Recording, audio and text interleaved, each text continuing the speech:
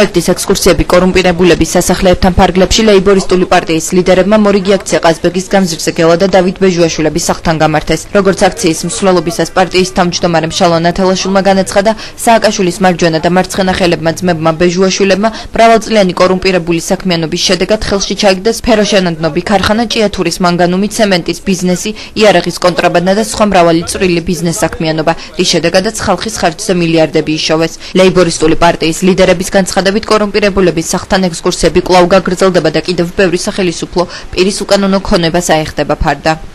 ორი აი ასეთი კორპუსი ბეჟუაშვილებს, ორი ასეთი კორპუსი აქვთ მოსკოვში, პატრიაში პრუდები რო ქვია, არბათზე.